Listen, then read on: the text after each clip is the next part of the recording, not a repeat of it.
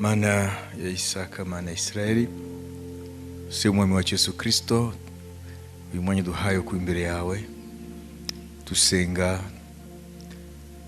tuvugana nawe mwami, tutega matwi icyo tubwira mu ijambo ryawe.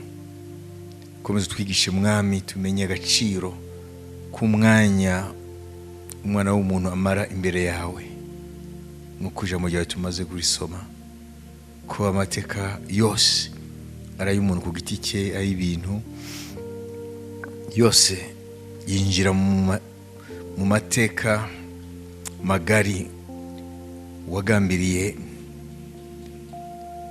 utararema ikintu na kimwe. Duhe mwami kubishyurirwa no kumenya ko ari umugengo w'amateka, ko ari wowe mwami utuma ibihe biha ibindi kugira ngo bizasohoze umugambi wawe, kugira ngo byose amaherezo bizagupfukamire, bizature ko ari wowe Mana hejuru ya byose, mu izina rya Yesu Kristo, amen. Amen, amen.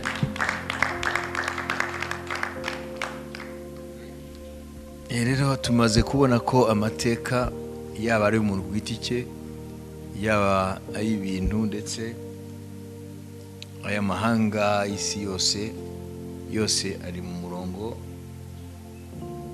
w'amateka rusange, l'histoire générale Imana yashizeho.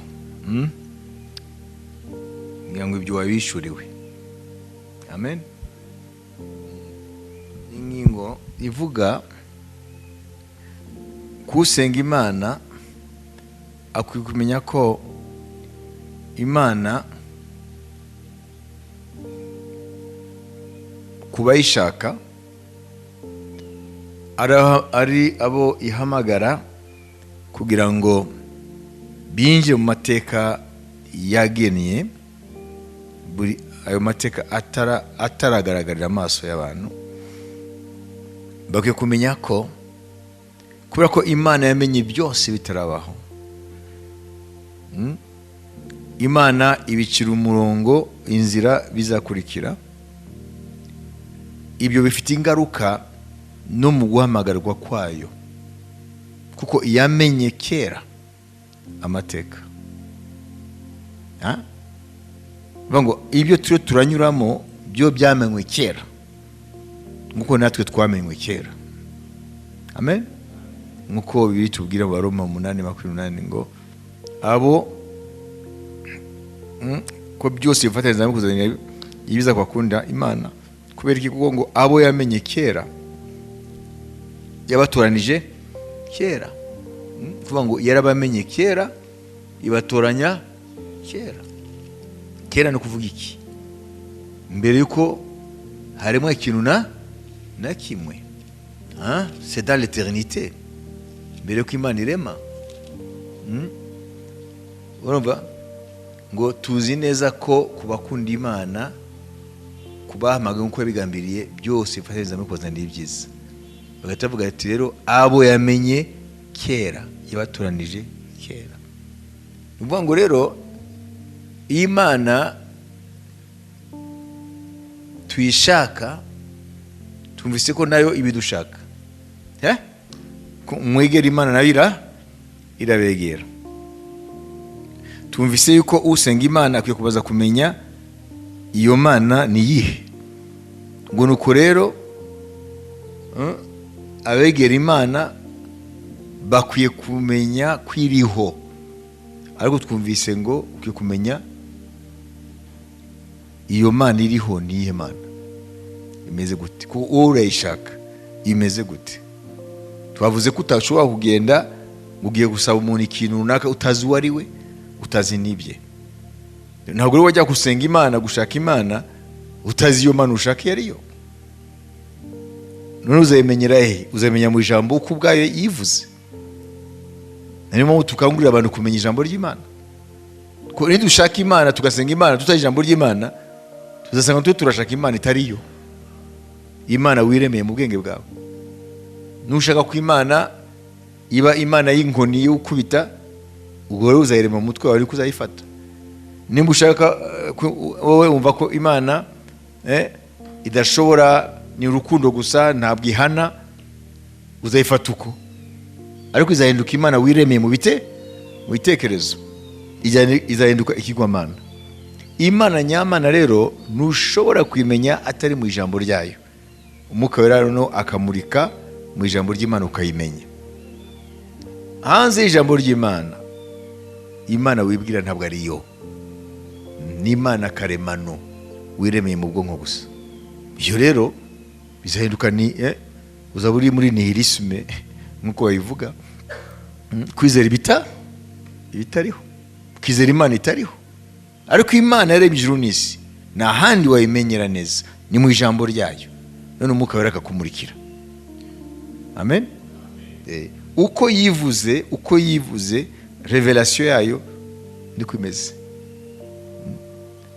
Rero iyi ngingo ushaka kureba ni iyi. Imana kuko yatumenye kera isi itararemwa, ikadutoranya kera, none igihe yakumenyaga kera igawutoranya kera, hari skills wari ufite, hari ubushobozi wari ufite, hari ikintu bita prerequis. Prerequis cyangwa prerequisites ni ibyo uba ufite usabwa. Tuvuge iyo ugiye gushaka akazi, hari ikintu bita job description. Ni ukuvuga ngo turashaka umukozi afite ibi, sibyo? Mbere yuko baguha akazi hariho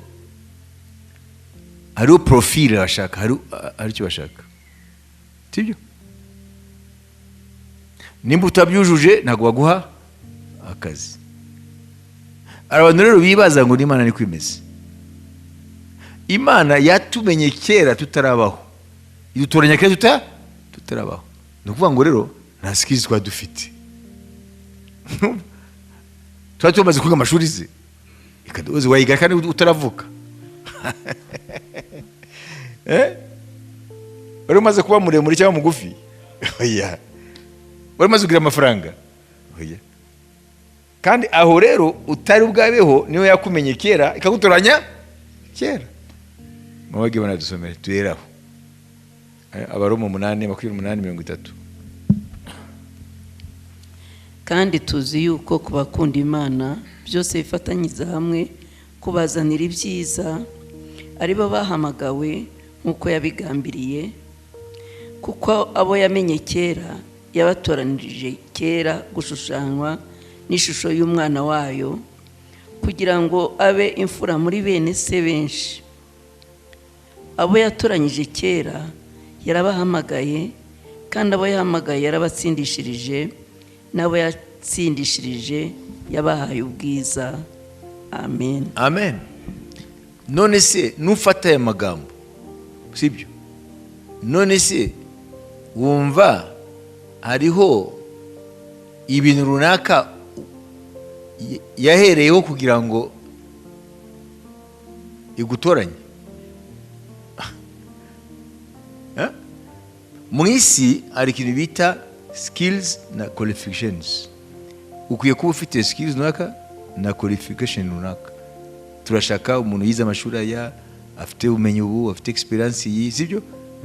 Ku bijyanye n'uriya murimo dushaka. None mugahita muza rero gupiganwa. Iyo ni isi. Ariko ku Mana ntabwo ari ibyo, kuko yadutoranye tutaranabaho. Ngo uvuge ngo yagutoranye ishingiye ku buhanga ufite. Na niyo mpamvu iyo umuntu yirase mu muhamagaro ni umupfapfa, kuko ntabwo azi ko yatoranijwe n'ibyo yirata bitera ko nawe ubyirata nawe ubwawe wari utarabaho. Ibi biradufasha rero mu gusenga ukizera, kugira ngo ntakubeshye ubuti ntabwo Imana inyumva ngo kubera wenda ibi nibi. Nimba yaratumenye kera ikadutoranya kera tutarabaho, igihe kigeze iraduhamagara muri Kristo turi abanyabyaha, ikabanza kudutsindishiriza. Amen. Ikaduha ubwiza, ubwo n'urufatiro rukomeye iyo umuntu ariho aradiringa n'Imana. Imana ihabwa icyubahiro. Haleluya. Murabyumva? Amen. Kuko mu isi barakubwira ati akazi karahari, ariko hariho job de description. Kuko ati education, amadigre, amadiploma, sibyo n'ibindi byose. Amen. Experience, kuba ufite ubunararibonye mu murimo, skills, amasertifika yose, physical abilities, kuba utari amaso yombi areba, ariko ashobora kuba akazi kuba kuri ishuri rimwe rimeze gutya. Kubera ko akazi bashaka kuguha karashaka umuntu afite amaso mazima, ariyo liste ibintu byinshi cyane bagusaba, ugasanga wowe rero bimwe ntabyo wuzuje, aho kazi kakabura. Ku Mana siko bimeze. Imana yabwa icyubahiro. Haleluya. Iyo ni cyo nkundira umwami wacu Yesu. Na skills, nta qualifications. Oya, Imana iduhamagaye mumve icyambere. Amen. Icyambere ari ijambo rikunda gukoreshwa muri utiro turavuga, rivuga ngo God's calling. Amen. Cyangwa God does not call the qualified people. Imana ntihamagara abantu kuko bafite ubushobozi n'ubumenyi n'ubunararibonye. God does not call the qualified, but he qualifies the called. Ntabwo Imana ihamagara abujuje ibisabwa, ahubwo iha abantu ibisabwa abo yahamagaye. Murumva? Ni ikinyuranyo cy'isi. Isi iravuga ngo hari ibisabwa kugira ngo winjire muri uyu murimo. Aho rero haba ubusumbane rero. Uri afite amaso abiri, wowe ufite rimwe. Bashaka ko umuntu azagwa kare akazi akwiye kuba azi no gutwara imodoka. Kandi umuntu afite ijisho rimwe ashobora kugonga abantu. Wari ufite amadiplome yose ariko ufite ijisho rimwe, baragusunika ari inyuma. Dusomye byera. Mwabyumvise? Isi ifite ibyo ireberaho. Icyambere mbere ko dusoma mu byanditswe byera, Imana icyambere ireba niki? Grace over merit. Ni ubuntu bwayo burenze kushoboye. Ni ubuntu bwayo, ntabwo ari merit. Ni ubuntu bwayo. Icya kabiri ni kuba ufite ubushake bwo kumvira Imana ko yaguhamagaye, ntabwo ari kuba ufite perfection, kuba uri intungane. Amen. Ntabwo Imana ireba kuri intungane, ireba ko ufite ubushake. Willingness, not perfection. Ibyo ukwiye kubimenya. Hanyuma mu nyuma rero Imana rero ikakwekipa ibyo ushaka ko igukoresha. Equipping the called. Gahamagara ikaha ibikenewe biwanye n'ukuntu n'icyo ushaka gukorana nawe. Mose ngo ntiyarazi kuvuga, Imana yaramutoranije. Kandi umurimo yamuhamagariye usaba kuvuga. Kandi kuvugana ubutwari bw'Imana. None ngo ntazi kuvuga. Yaravuze ati genda. Yaravuze ati Mose wowe ntazi kuvuga, genda. Oya. Yamuhaye Aroni ngo azamubera akanwa, ariko akomeza umuhamagaro. Imana ishimwe. Ikindi Imana ireba kumvira. Kumvira, obedience. Kuko umuntu wumvira. Imana ishimwe. Hanyuma ibindi, ariko ibi ntabwo bibuza ko Imana ishobora kukunyuza no mu bihe bya formation, mu bihe byo kwiga gatozwa. Amen. ikakunyuza no mu bihe ikwigisha kwizera. Amen. Hari amashuri tujyamo asanzwe, sibyo? Nk'aya mashuri yo kwiga teoloji n'iki. Hari n'ishuri ry'Imana rero ry'ubuzima, kugira ngo wige kudepanda nayo, wige kuyiringira, wige kuyihanga amaso, aho guhanga amaso imbaraga zawe cyangwa imbaraga za kimuntu. Hari amashuri twigamo abana abantu batwigisha, hari n'amashuri Imana ubwayo itwigisha, ishuri ryitwa ishuri ry'ubuzima, l'école de la vie, ishuri ry'ubuzima. Yega Imana yampamagaye, amen, mbere yuko njya mu ishuri, Imana ikoresha abantu bakwigisha ibyo twita teoloji, sibyo? Amen. Imana yabanjije yewe kunyuza mu ishuri ryayo, ariko n'ubu ndacyaririmo. Ariko ishuri ryayo ni ishuri ikwigisha kudepanda nayo, ikwigisha kuyihanga amaso, ikwigisha kuyiringira, ikwigisha kutareba ku ntambara za Satani, ukareba ku ntsinzi ya Yesu kuri Satani. Ishuri ry'Imana ni ishuri rikwigisha by'ukuri Imana yaguhamagaye ariyo. Hanyuma amashuri twiga ya teoloji n'iki byose bikaba ari ubumenyi kugira ngo bigufashe gusobanukirwa ibintu bitandukanye byo mu ijambo ry'Imana. Ariko nujya mu ishuri gusa ya teoloji, ariko ntiwemere ishuri ry'ubuzima, ntacyo uzamara. Wowe ubwawe ntuzimarira ikintu na kimwe byerekeye umugambi w'Imana, n'abandi ntacyo uzabamarira. Byombi birakenewe. Imana ishimwe. Yewe rero namaze imyaka 10 mu ishuri ry'Imana, pas ishuri ry'abantu, ishuri ry'Imana, l'école de la vie, ishuri ry'ubuzima, kuva 83 kugeza 93. Wabizi Imana yanyujije mu ishuri ry'ubuzima. Ese muraryumva iyo shuri? Amen. Aho Imana irekura ibigeragezo kugira ngo ikwigishe ukuntu ikora, kwigisha imbaraga zayo, kwigishe kuyiringira. Hanyuma 93 rero njya mu ishuri rero rya teoloji mu Bufaransa. Ariko ryubakiye kuki? Mu ishuri ry'ubuzima. Amen. Ishuri ry'ubuzima rero ntabwo rirarangira, n'ubundi ririmo, rizarangira ko tuvuye mu mubiri cyangwa dushoje urugendo rwacu. Iryo shuri rero benshi niryo ribanira bakiruka. Wabizi? Ntabwo barikunda kuko ntabwo ari ishuri ryoroshye. Amen.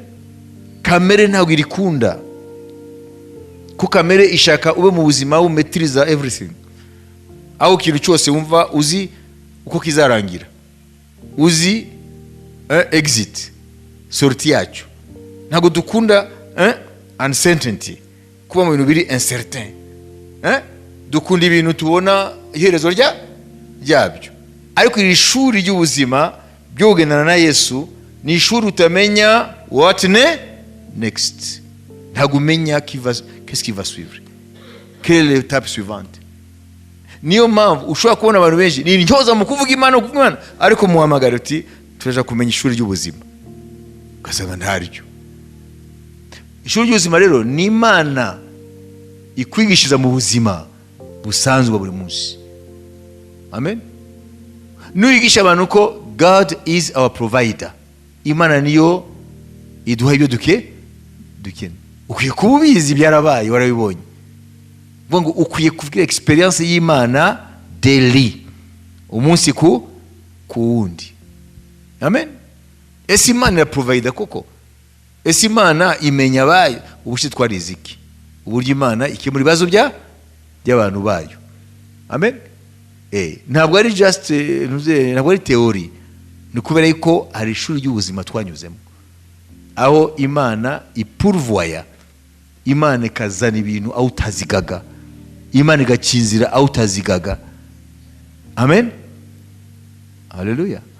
Imana ikayobora ibintu wowe ugatangara. Iryo shuri ry'ubuzima rero niryo ryubaka umukozi w'Imana w'ukuri. Na nibyo bihetse rero bwa bumenyi bwa teoloji twiga mu mashuri ya teoloji. Amen, haleluya. Ntabwo ari ibintu biza gutyo.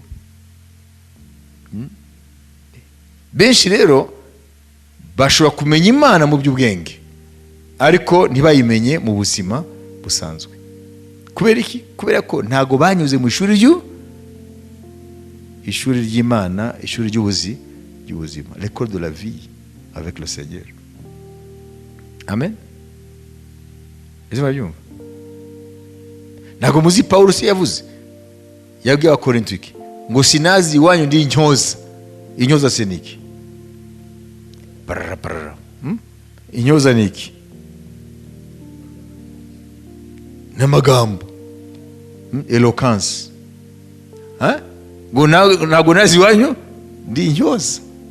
Kuko umuntu wese ashobora kwigira intyoza mu by'Imana ariko akaba atazi Imana mu buzima busanzwe. Ese Satani atinya intyoza? Satani ntabwo atinya ko umubwira umubombarda n'amaverse 1000, ahubwo arayazi kuyakurusha kandi we yamenye utaranabaho. Ntabwo muzi mu butayu agerageza Yesu ngo haranditswe. None se ntabwo rero wakangisha Satani kuba intyoza mu kuvuga amagambo menshi ya Bibiliya. Ikintu Satani atinya ni umuntu yanyuze mu ishuri ry'ubuzima bwo kwizera, kuko avuga Imana yabonye atari Imana yumvise, atari Imana yasomye. Amen. Yobu mu magambo ya nyuma yabwiye Imana ngo amatwi yanjye yarakumvishije ariko none ndakwiboneye. Biratandukanye. Biratandukanye kuba warumvise Imana, kuba warasomye Imana mu bitabo, amen, no kuba warayibonye mu buzima bwawe. Imana ihabwa icyubahiro. Nyuma mu inzira y'umwami barayinaniwe, yarabananiye kuko nta shuri ry'ubuzima banyuzemo. Simvuga ko Imana itabahamagaye, ishobora kuba ibahamagara ariko iriya shuri nababwiye ko kamere itarishaka, kuko kamere ishaka ibintu byoroshye, sibyo? Ibikorohera no kwiruka ushaka ibintu ngo urasabira. Ngo hariho n'abantu bakora ibintu by'Imana ngo muri fundraising, agatumira abantu ngo muze ngo fundraising mutabare umurimo w'Imana. Ntimujya mubyumva? Izo ni inzira z'isi ntabwo ari iz'Imana. Nimba Imana yaraguhamagaye ukwiye kunyura mu ishuri ry'ubuzima. None se abo bantu bagusubiza ngo vugana n'iyaguhamagaye, si twaguhamagaye, nutangira kugeragezwa ati mwabipagani mwe. Kandi bakaba bakoreshwa n'Imana kugira ngo bagusubize mu mwanya wawe. Ati se yaraguhamagaye ntimwavugana, none se uravugira iyo utazi? Ni ikibazo gikomeye. Ese murabyumva? Ari ikintu bita testimony, témoignage. Ukwiye kuba ufite témoignage yubatswe mu buzima bwawe.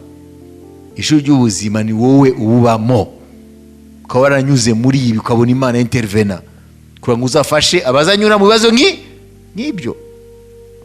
Dore muri iminsi umuntu aragukana Bibiliya akagenda akabintyoza gusa, sibyo? Akazenguruka hino hino ngo arashinze itore, ngo arashinze ngo ministry. Ariko genda umubaze calling, umamagaro we wanyuze he? Ese ubwizerwa bwawe ku Mana bwagaragaye hehe? Ni bihe wanyuzemo Imana ikaguforoma ikakwigisha? Hariho impapuro turonka za diplome za theologie, ni byiza, ariko hari ishuri rero ry'Imana, ishuri pratique, ishuri ryo kwizera. Imana ihabwe icyubahiro. Amen. L'école de la foi, ishuri ryo kwizera. Bana nk'ubu turicara hano, ubuzima. Paulo avuga ngo ntiyashatse kuza ari intyoza. Mwabizi? Kuko intyoza zari zihari. Hari abantu bitaga inyuma kandi atari intumwa. Abo rero bakoreshaga iki? Bakoresha icyo bita la persuasion, kwemeza abantu. Jouer avec le verbe, ku persuade abantu. Paulo ntabwo yazi ngo yemeza abantu, kuko ubuzima bwe bwabwo bwari ubuzima, yari ishuri ry'Imana. Ntacyo rero tuzamarira abantu iyo tutanyura mu ishuri ryo kwizera.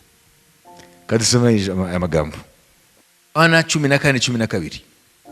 ni ukuri ndababwira yuko unyizera imirimo nkora nawe azayikora, ndetse azakora n'iyiruta, kuko njya kwa Data. Amen. Dusubiremo iriyo jambo turangirizaho. ni ukuri ndababwira yuko unyizera imirimo nkora nawe azayikora, ndetse azakora n'iyiruta, kuko njya kwa Data. Amen. Ari jambo nshaka ko muroreva mumenya. En vérité, je vous le dis, celui qui croit en moi fera aussi les œuvres que j'ai fait, et il en fera de plus grandes, parce que je m'en vais au Père. Very truly I tell you, whoever believes in me will do the works I have been doing, and they will do even greater things than this, because I'm going to the Father. And I will do whatever you ask in my name, so that the Father may be glorified in the Son. Kandi icyo muzasaba cyose mu izina ryanjye nzagikorera, kugira ngo Data yubahirizwe mu Mwana we. Nimugira icyo musaba cyose mu izina ryanjye nzagikora. Amen. Hano ninde Yesu avuga ko ashobora gukora imirimo yakoze n'iyiruta? Ashobora no gusaba Data mu izina rya Yesu akabikora? Uwo ninde? Yitwa nde? Ni umugabo, ni umugore, ni umuzungu, ni umwirabure, ni umugufi, ni muremure, ni uwize, ni utize? Musirinye icyo. Whoever. Ntabwo ari umuntu specific. Hano bibabwira iki? Bibabwira ko rero bya bindi dusabwa mu isi dukwiye kuba dufite ngo twemerwe, hano bivuyeho. Bayise ngo unyizera we wese, nta limite yashizeho, nta mbibe. Ntabwo yavuze ngo umuntu ameze gutya utaratongana, sibyo? Ukandagira kenshi mu rusengero.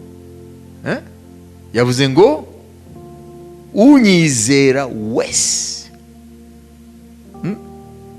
Ushaka Imana rero, amen, agashaka kubona Imana, agendana nayo mu mateka ye, kandi twumvise ko amateka y'umuntu arinjira n'amateka rusange, akwiye kumenya ko icyo Imana imusaba, amen, ntabwo ari icyo isi isaba.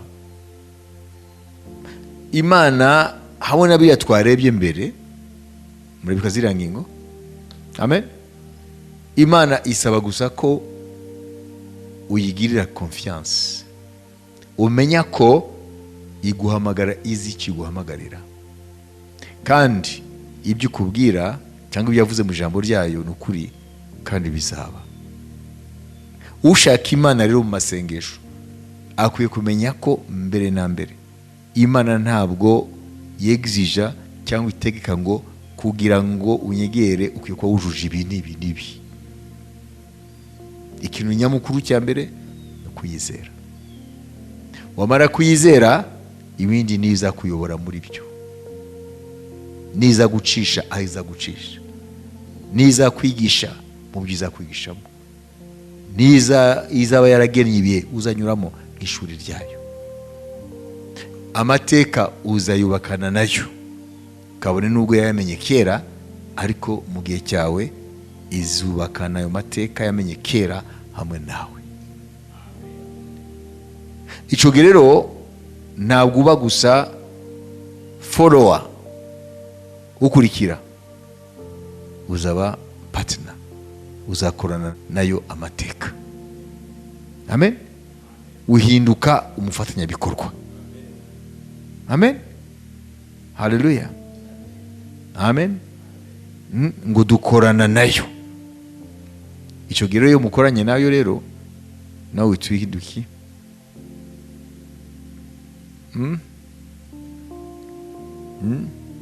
Uhinduki kuko Imana ni mugenga w'amateka. Dusubiye rero kuri ya titre, Imana ni mugenga w'amateka, ni history maker. Amen, haleluya. Nawe uhinduka iki? History maker. Nawe umekinga history, nawe ubaka amateka. Nabaye urugero, sibyo, rw'urugendo rw'umurimo. Hari n'abatazi amateka ariko bayarimo, kubera ko Imana yubakanye amateka n'abantu. Ngo nabo bahinduza iki? History makers. Ngibyo rero. Ariko mwumvise aho binyura hose, niyo banze ry'amateka kandi izasoza. Niyo mpamvu yitwa Alpha na Omega, niyo itangiriro n'iherezo ry'amateka yose. Amen.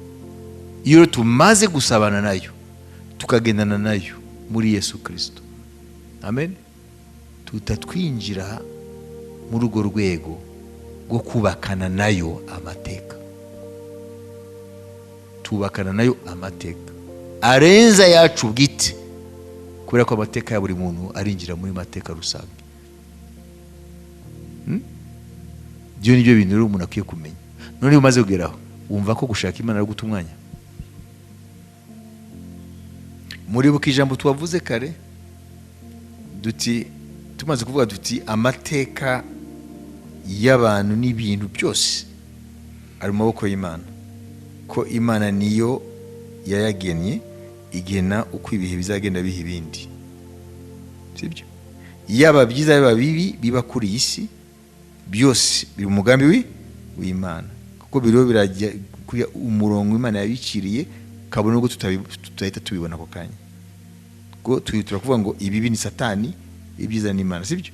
Ariko na Satani ubwe ni kiremwa, nawe ntago yeshapa kuri ayo mateka. Amen. None rero tuwavuze ijambo rimwe kare, tuwavuze ngo Imana iratangara ibonye abantu batayishaka, kandi amateka yose barimo ari mu maboko yayo. Murabyuka iri jambo? Amen. Kandi twumvise ko amateka ntabwo ari gusa ibyashize, n'ibyashize, ibiriho n'ibizaba.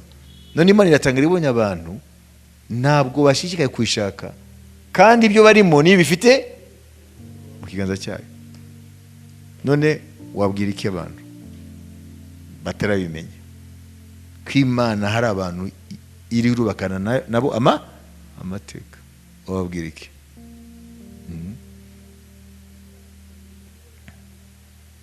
Ni ukuvuga rero mu ijambo rimwe, umuntu ariho arubakana n'Imana amateka afite message, afite ijambo abwira abantu. Amen. Nanone Pawulo avuga ngo impamvu tuvuga nuko twizeye. Ufite message ubwira abantu. Uko abantu wenda kugira ngo dusoze, mumva aya magambo ngira nsoze,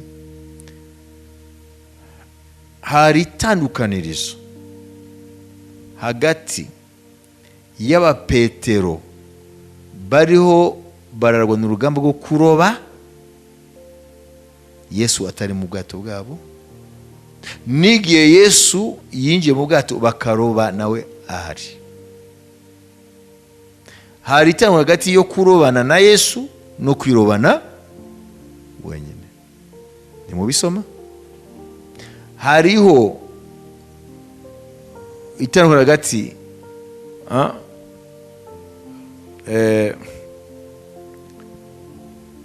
murabona igihe barwanaga n'umuyaga wari ari mwita gute, kugasha wenyine, abigishwa ba Yesu bagasha bonyine, byarabagoye, batakaze n'imbaraga nyinshi kandi byenda kurangirana nabi. Ariko iyo gihe Yesu yinjiye, amen, murabyumva, igihe yinjiye muri iyo situation, icyo gihe ibintu byafashe indi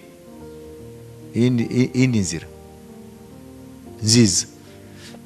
Ibyo rero niyo bitwereka ko kubakana amateka n'Imana bitandukanye cyane no kuyubaka ubwawe. N'abari bavuga ngo bubatse izina nuko batabizi, amen, kuko amaherezo yabyo twabonye yuko na Napoleon ibyo yagezeho, nko kuba yarahaye isi code Napoleon y'amategeko, ko yabikoze azi ko abikora ku giti cye, ariko asanze yakoreshejwe n'Imana.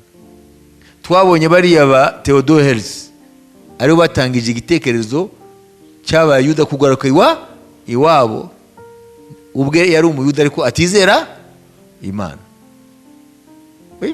ariko yakoreshejwe n'Imana. Nageze no kumva ye hariya muri Israel. Ukuvuga ngo rero bamufata nka hero mu mateka yabo. Uvuga ngo abantu bashobora kwibaza ko bubatse amazina, ibyo basuye kugiraho byose nitubirebera muri ya nyanja y'amateka magari, barinjiye umugambi w'Imana batabizi. Aho niho dukwiye kumenya rero icyo kintu gikuru, ko message yacu ku bantu kubabwira ati rero ibyo ukora byose byiza bikorane nayo, ibyo ugambira byose mu buzima bigambirane muri yo, amen, haleluya. Kuko wowe ubwawe ku giti cyawe ntabwo ushobora kuba history maker, kuko uwubaka amateka mukuru n'Imana, kandi amateka yose ya buri kintu ari mu maboko y'Imana. Ubakana amateka n'Imana. Icyo ukora cyose gikorane nayo. Whatever you do that with God. Ce que tu fais, fais-le avec Dieu. Kuko Imana niyo mugenga w'amateka. Cyo nicyo gikuru. Iyo umaze kukimenya, kwizera kwawe gufata urundi rwego, kujya mu rundi rwego.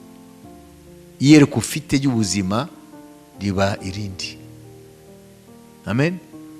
Nagongera kwireba muri ubu buzima nko wirebaga mbere.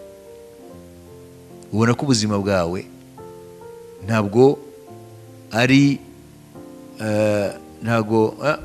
reka nkoresheje ijambo mu kurangiza. Ta vie n'est pas juste une note en bas de page de l'histoire. Ona iyo wanditse igitabo, footnote, na kandi uzasoma umuhaye, sibyo, akandi kamufasha kutahura ibyo wanditse. Nashaka kubaza, iriya texte ya page yose ari amagambo nari en bas de page ari footnote, igikuru ni iki? Ese en bas de page kari iriya footnote yabaho nta texte? Satani ashaka kubwira wowe ubuzima bwawe ni footnote. Ta vie est juste en bas de la page de l'histoire. Non, ubuzima bwawe buri muri texte, buri muri history.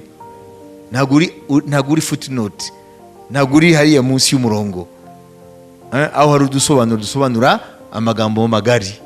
Ubuzima bwawe buri mu mateka magari Imana irurubaka, ugiye kubimenya.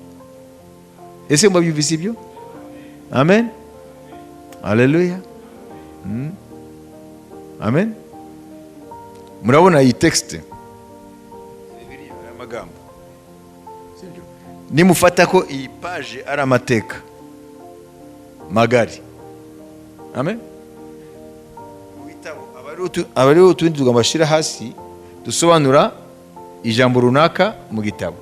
iyi rero niyo bita text en bas de page cyangwa footnote. Amen.